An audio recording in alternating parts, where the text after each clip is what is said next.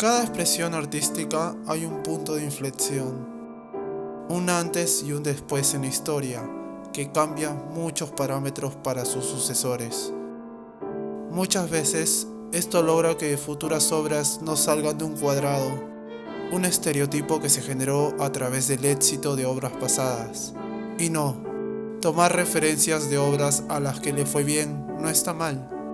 Lo que sí está mal es no llevar esas referencias hasta el punto más álgido y, al contrario, dejarlas perderse en el olvido.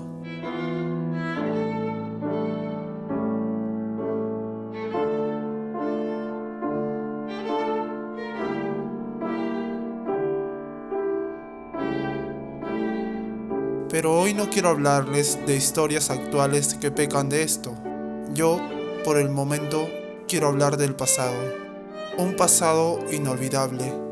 Un pasado hermoso, donde nos presentaban una historia con un trasfondo, un mensaje, un buen desarrollo que no peca de ambicioso, pero sí de querer llevarnos a lo más profundo de nuestros sentimientos y escudriñar sobre lo bueno y lo malo de la humanidad. Un pasado que nos da la posibilidad de vivir en nuestro pellejo las secuelas de una guerra, el fanatismo por una religión o la corrupción que tanto daño hace en nuestra realidad a miles y miles de personas. Pero sobre todo, un pasado que nos permite entender el sufrimiento ajeno, vivir baches emocionales, físicos y morales. Es algo que nos pasa a todos hasta cierto punto. Por eso es importante saber que si una historia nos hace entender que la vida es un gran aprendizaje y que todo eso nos lleva a la madurez, tendríamos que considerarla como un gran aporte a nuestras vidas y una parte importante de nuestra visión como seres humanos. Eso es lo importante de Fullmetal Alchemist, una de las obras más icónicas de todos los tiempos. Increíble, ¿verdad?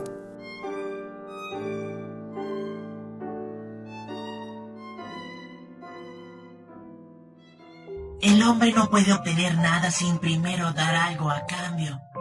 Para crear algo de igual valor debe perderse. Esa es la primera ley de la alquimia de la equivalencia de intercambio. En ese entonces, realmente creíamos que esa era la única verdad del universo. Hiromu Arakawa, autora de esta gran obra, es una mujer que buscó la necesidad de darle un soporte teórico a su historia. Ella se inundó en las leyes de la alquimia, destacando la primera ley de todas, la ley del intercambio equivalente, que dice, para crear algo de igual valor debe darse a cambio. Entonces, ella puso a esta protociencia como premisa a su argumento, y como resultado tenemos una de las historias mejor narradas. Sin embargo, más allá de solo basar su historia en la alquimia, Arakawa usa conceptos filosóficos que son realmente importantes para que el argumento presentado sea mucho más creíble, certero y con bases que lo fundamenten. Es por esto que adoro esta historia. Además, nuestros protagonistas no solo son los típicos protas que se inundan en batallas por una meta. No, esta historia está profundamente ligada en todo su entorno. La autora nos cuenta un conflicto racial que va enganchado a una realidad social muy dolorosa. Todo en Fullmetal Alchemist está perfectamente atado y mantiene la coherencia junto a todas sus reglas que asimismo construyen un majestuoso universo. Su narrativa es compleja y sorprendente, tiene muy buenas escenas de acción, y la historia tras nuestros protagonistas es potente, pero además las de cada uno de todos los que los acompañan son absolutamente memorables. Inclusive hay personajes femeninos que resaltan por ser impresionantes, representantes de lo bien que es construir a una mujer sin un arquetipo a lo que una sociedad aún machista nos tiene acostumbrados. ¿Que por qué hablo tan bien de Fullmetal Alchemist? Porque a medida que nos adentramos en su historia, descubrimos que esta serie no son solo poderes brillantes y clichés shonen. Los hermanos Elric atraviesan una evolución asombrosa a medida que se sumergen en una trama de corrupción política y traiciones por todas partes. Incluso se agrega un amenazador complejo de Dios. Este anime abarca temas más propios de un seinen, tales como Berserk, Evangelion o Death Note. Además, si nos percatamos, esta obra se ambienta en un mundo similar al nuestro, durante la época de la Revolución Industrial Europea. Sin embargo, los protagonistas viven en un país ficticio, llamado Amestris, y el mundo se caracteriza por tecnologías y ciencias muy diferentes a las de nuestro mundo, como los automails y especialmente el uso de la alquimia. En general, este es un mundo muy bien definido y sumamente detallado respecto al orden social, el gobierno y la gente del país. Además, esta serie también luce de personajes con un enorme carisma. Tanto los principales como los secundarios te involucran en su historia y te hacen encariñarte de verdad con todos en pocos capítulos. Es así como la mayoría de estos tienen su momento en esta serie, ya que se explica la situación de cada cosa. Quizá crean que porque la cantidad de personajes es muy grande, pueda crear confusión a la hora de relacionar la historia con los personajes, pero no es así. Un claro ejemplo es Roy Mustang, un personaje que para mí tiene el mejor desarrollo y motivación de toda la serie. Un soldado y alquimista brillante, con un temperamento fuerte, y aunque sea de fachada arrogante, es una persona muy leal a los suyos, que está dispuesto a pagar un gran precio por apoyar a sus amigos. De esta misma manera, todos están muy bien caracterizados y poseen una gran personalidad. Claro, sin olvidar lo especial que son los hermanos Elric, los dos protagonistas de la serie a quienes se les podría definir con una palabra: determinación. Los hermanos no se detienen ante nada hasta conseguir su objetivo, pero aún así, durante toda la historia no cambian sus valores ni sacrifican lo que les hace ser ellos mismos, y demuestran que ante todo, pase lo que pase, darían la vida por su familia, y nunca dejarían que sus metas se logren en base al sufrimiento ajeno. Además, entre sus personalidades existe un contraste, ya que son bastante diferentes en ese aspecto. Al es mucho más calmado, paciente y sensible, y Ed es todo lo contrario, es mucho más impulsivo y terco. Asimismo, podemos destacar a Winry Rockbell, amiga de la infancia de los hermanos e ingeniera de automails. Mace Hughes, principal amigo de Roy, que cumple el rol de un padre orgulloso de su hija, además de su gran aporte a la moralidad en esta trama. También recordamos al gran Alex Louis Armstrong, el alquimista del brazo fuerte, un símbolo de la fuerza en la serie, pero también del apoyo constante a sus compañeros y la elocuencia, aunque pueda ser muy serio cuando se requiere. Cabe resaltar que dentro del anime hay una gran cantidad de temáticas que en la vida real están muy presentes. Un ejemplo es el racismo, representado en la represión que sufre el pueblo de Ishbal por seguir una religión distinta y por el color de su piel y sus ojos, con escenas tan trágicas como la masacre de Ishbal.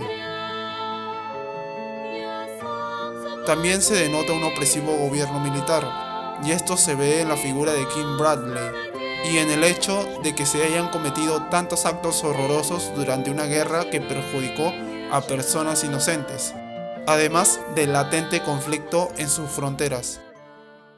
En esta historia, como toda historia, se debe tener a un antagonista. Es aquí donde se involucra el lado oscuro, creaciones que nacieron con un fin que abarca casi toda la historia. Sí, me refiero a los homúnculos. Los principales antagonistas de esta historia son criaturas con apariencia y rasgos propios de un ser humano, pero su estructura es completamente artificial. Estos tienen el fin de engendrar el mal dentro de las vidas de nuestros protagonistas. además de ser los instigadores de la guerra, con fines más impactantes en la historia. Cabe resaltar que son una exquisitez de personajes, ya que cada homúnculo está representado por un pecado capital y está encarnado en seres con apariencias y comportamientos muy relacionados a sus nombres.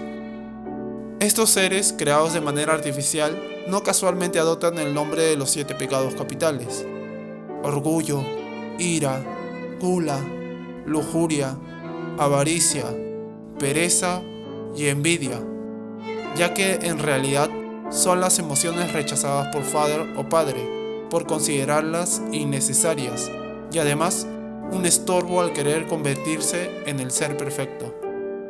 Aunque no debemos olvidar que detrás de cada uno existe una historia aún más triste que les da motivo a su lucha. Los homúnculos son, al fin y al cabo, los peores deseos de la humanidad, pero no por eso dejan de ser parte de nosotros. Las lecciones que no traen con ellas algo de dolor no valen la pena. Después de todo, nadie puede ganar nada sin haber sacrificado algo. Pero una vez que se haya superado ese dolor, se gana un corazón lo suficientemente fuerte como para nunca más ser vencido. Sí, un corazón de acero. Estas palabras resumen y concluyen de manera magnífica esta obra y generan en el lector una reconciliación con los protagonistas. Ellos buscaban una respuesta a su problemática, recuperar sus cuerpos, porque asumieron que querer más de lo necesario era perjudicial no solo para ellos, sino para su entorno y, por qué no decirlo, para un país entero. Edward y Alphonse Elric representan todo lo que significa madurez. Tantos obstáculos con los que se tropiezan y errores que cometen acaban reflejando un crecimiento en los personajes y su percepción sobre su situación y el mundo. Y esto no solo sucede con los hermanos Elric, esto sucede con todo el elenco de personajes. Asimismo, la complejidad psicológica que presenta esta historia, que habla sobre la muerte, la vida y los dilemas morales derivados de la alquimia, te atrapa en su esencia. Es tan traumática, pero asimismo tiene un trasfondo tan dramático, oscuro y adulto que resulta sorprendente en un shonen.